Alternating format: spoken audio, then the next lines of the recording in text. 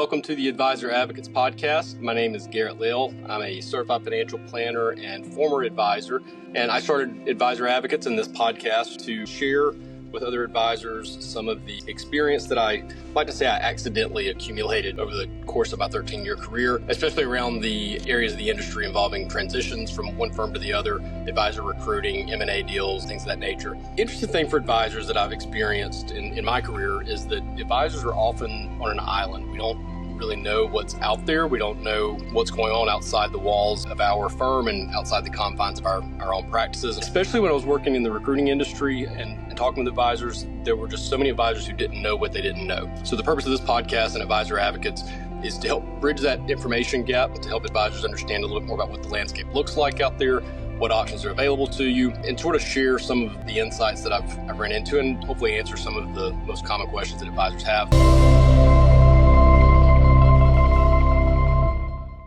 As the wealth management industry continues to grow up and mature and evolve, I think there have been a couple of really interesting themes that have emerged that have sort of subtly maybe helped to maybe reshape how we define what exactly a financial advisor is and how exactly we categorize the different firms that are out there for financial advisors to work for.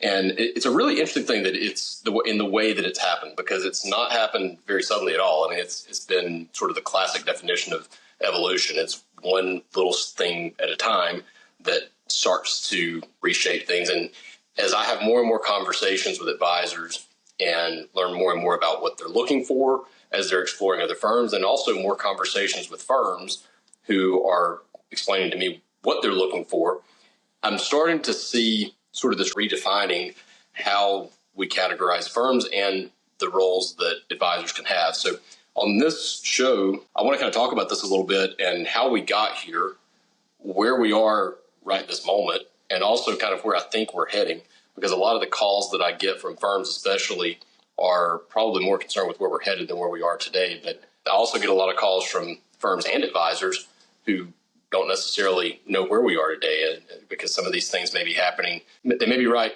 before your eyes and you may not be seeing it. So one of the ways that I would maybe start this show is to say that 20 years ago, if you were a financial advisor, you were a financial advisor, okay? And what I mean by that is that every financial advisor that you knew had the same job.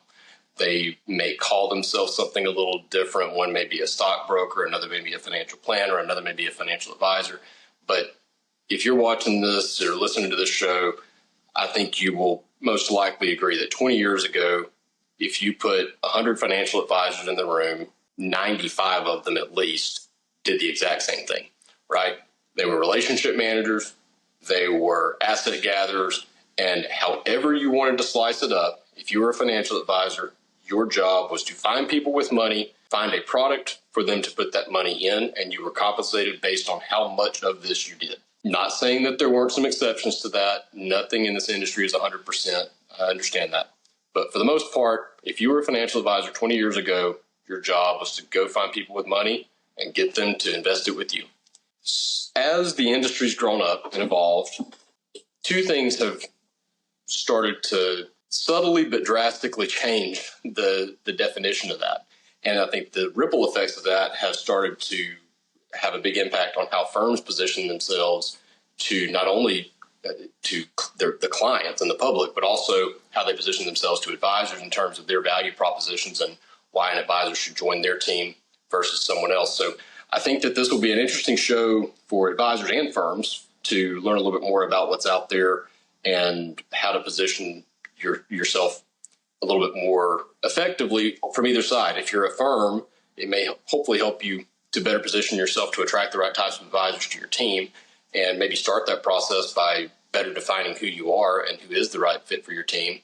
And then if you're an advisor, I think it'll also help you kind of understand what you want to be as an advisor, and maybe sort of ask yourself the questions of, are you in the right environment or in the right role now? And also, are you heading towards where you want to be in 5-10 years? The first thing that I think has triggered this has been the rise of the Fiduciary Standard.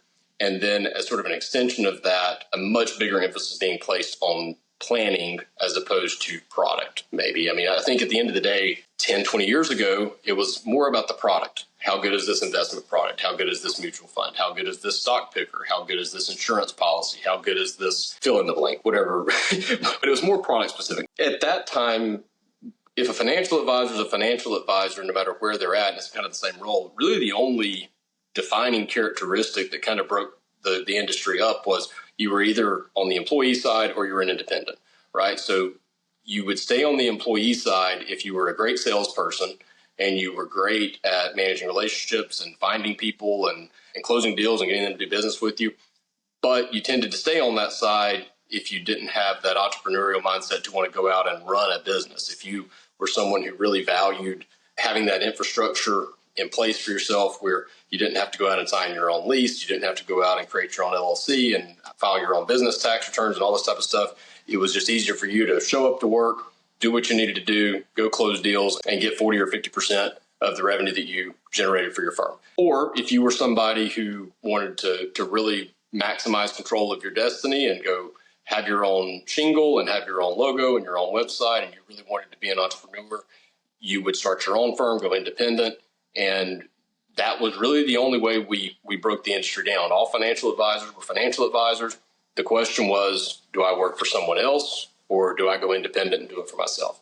Now it's more planning specific, and there's a bigger emphasis on the plan and the planning process. And you've started to see, this started kind of subtly, right? Like 20 years ago or 15 years ago, 10 years ago, insurance people did insurance, but they started to try to do some investment stuff, and investment people started to do some insurance stuff, and some tax people started to want to do some investment stuff, and some estate planners wanted to do some tax stuff. So you started to see, just slowly at first, but then over time, the industry's figured out how to assemble most of these roles in-house so that one singular team can build an entire wealth management team, where in one organization you have investment people who focus on investments. You have insurance people who focus on insurance. You have financial planners who focus on devising financial plans. You have relationship managers who focus on managing relationships and presenting these plans and having ongoing conversations and communications with clients. Tax people who focus on taxes, and estate people who focus on estate planning. And we've really tried to kind of bring as many of these different characters into one organization so that we can be sort of a one-stop shop to be able to service all client needs and to be as comprehensive as possible. The most successful of these organizations also start to, you need to have your operations people who manage the operations, and you need to have your marketing people who are good at client marketing, and then you need to have salespeople who are good at taking the leads from the marketing team's efforts and then converting them into becoming new clients of the firm. These types of teams and this type of environment tend to create more of a team-centric work environment.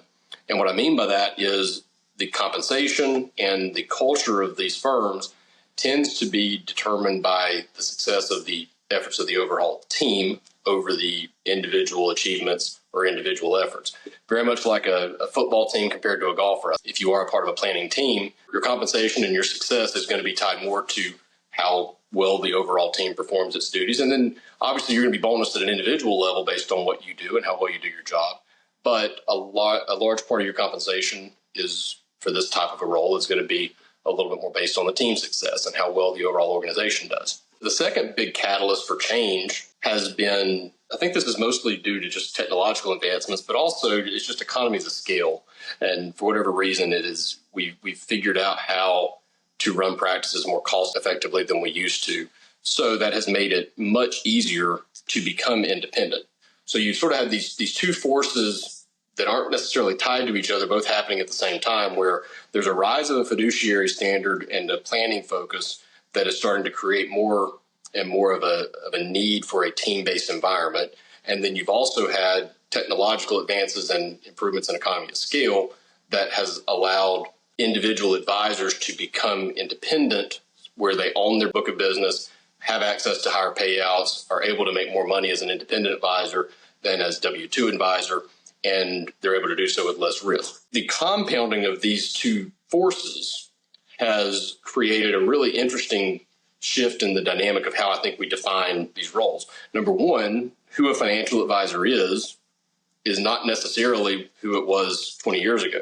You may be a financial advisor in terms of your job title, but your particular area of focus may be taxes, or it may be operations, or you may see in the team environment someone wearing multiple hats, right? A tax person may also be a planner, or an investment person may also do operations. And you start to see that in the team environment. But then you're also seeing this rise of independence. As more and more firms start to become independent and you have more and more independent options, those firms are starting to create W-2 models and planning teams. So it's no longer, I'm a financial advisor, and the question is just, am I an employee or am I an independent? Now it is, do I want to be a part of a team that celebrates and focuses on the achievement of each individual producer? Or do I want to be a part of an organization that is going to focus on the achievement of the overall team? And this is a kind of a big question, I think, for a lot of advisors to ask themselves sometimes, because I've talked to a lot of advisors who really thrive in that team environment. They really like focusing on the thing that they do best. They don't want to have to be a jack of all trades and run their own firm, but they would like to be independent. Or you may have someone who wants to have steady salary and benefits, but they want to really focus more on planning, or they want to focus on investments. So the way we're defining those roles is starting to shift a little bit. And then there's also, because of the advancements in technology and because of the ease of becoming independent and starting your own firms, you're also starting to see some firms that are starting to create a truly unique niche where they can do something better than anybody else, right? And they are starting to create more of a firm-centric value proposition or culture, if you will, where planning teams or individual producers can tuck in and join these organizations, and their payouts may be 20% of what they're producing, but the environment that they're in is such a growth engine that 20% of what they can produce in this environment is still more than 50% of what they can produce in an employee advisor producer role, or 90% of what they can produce as their own independent practitioner. So how we define the industry now is a little bit more, who is the franchise here, right? Who is at the end of the day, how is an organization defining success and rewarding success? Is it at the individual advisor level? Is it at the team level? Or is it at the firm level? And here's an example that, even of that last category that you might not think too much about sometimes, but even the aggregators, right? The aggregators are a really weird second cousin relative of the wirehouse model, right? When you think about the transaction that takes place when an independent advisor sells their practice to join or sells into an aggregator, you take a very simple example here. Maybe a firm who is totally independent sells half of their practice to an aggregator and then receives cash up front or some combination of cash and equity into the aggregator.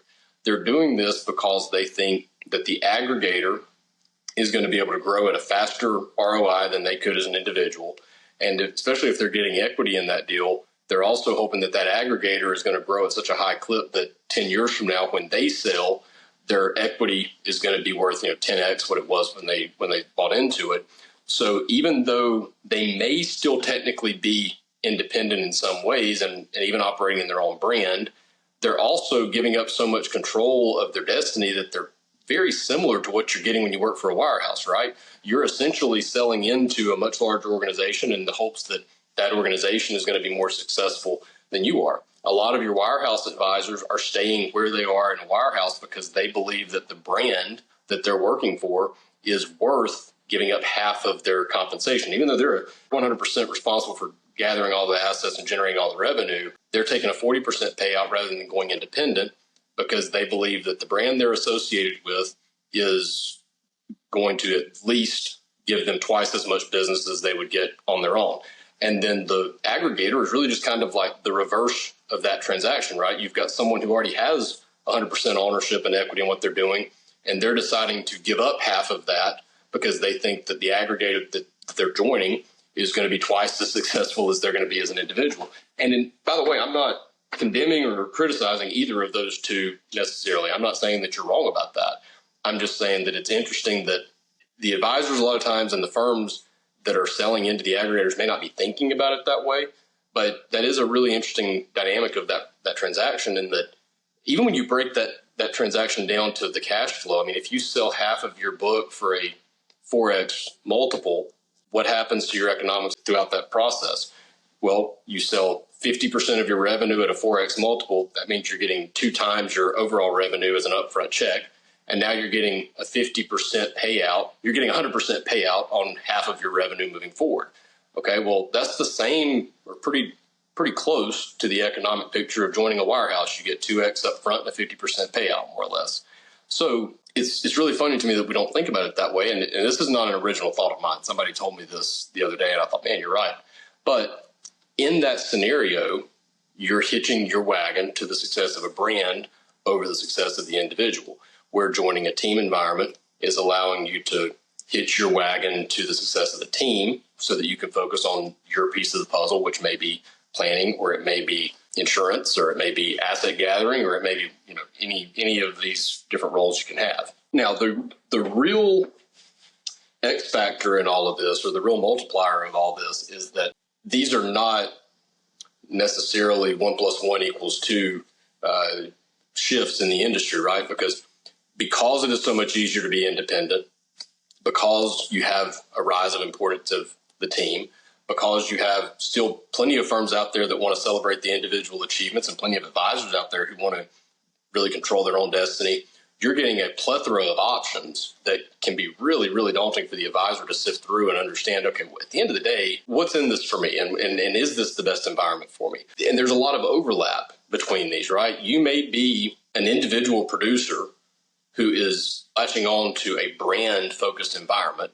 Okay, this is really the wirehouse probably model that I'm talking about here, where you're going to be compensated based on your individual achievement, but you're banking basically that your individual achievement is going to be magnified if you are in this environment because of the brand behind you than what your individual achievement would be if you go on your own and operate on your own brand or join a different, less prestigious brand.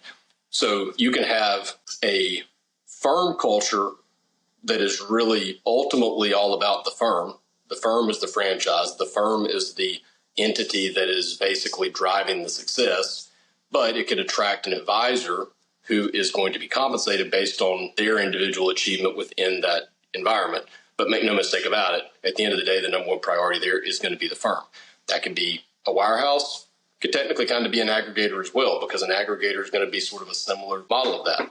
However, you can also have a team-based environment that is still individually focused in some way, right? Because the tuck-in model, the way I define it, I'm learning that when you use a phrase in this industry, what it means is going to depend on who you're talking to, right? When I describe the tuck-in model, I'm talking about a team of independent advisors that share an office space, share a brand, work out of one location, but each individual kind of runs and operates their own individual book of business. But in those environments, a lot of times what you find are like-minded individuals in terms of what their goals are and how they see the industry. But a lot of times you'll see teams assemble themselves that may have a diverse background of expertise where they can work together and create more of a comprehensive offering for their collective clientele. And there is some sharing of the success there, but each individual contributor is still going to have control of their own destiny. On the flip side of that, you could have a completely employee-focused model where it's a salary plus bonus plus profit sharing, where each individual advisor has no actual ownership of their book of business. They're just being a team member in this type of environment, doing their job and doing it the best they can. So it does get a little bit confusing sometimes. So we're back to kind of the original, 10 years ago or 20 years ago, a financial advisor was a financial advisor. And the question was, do I want to be independent or do I want to own my own book? Now a financial advisor may not necessarily be that, but we still have the decision of, okay, do I want to be an employee? Do I want to own my own book? And then we've got the added decision here of, okay, I want to be an employee. Do I want to hitch my wagon to the brand, or do I want to hitch my wagon to individual achievement, or do I want to hitch my wagon to the team? Or I want to be independent. Do I want to be independent in a brand-focused environment? Do I want to be independent in a team-focused environment, or do I want to be independent in an advisor-focused environment? So we have a lot more choices, but I still, even though I just kind of basically spent 25, 30 minutes talking about how we've made it more confusing. It actually just circles back to those two things. How much independence do you want to have in control of your own destiny versus wanting to be a member of a team and an entity that you can do your part to contributing to the growth of that team? And secondly, how much of that decision do you want to be tied to individual advisor success or brand success of the firm?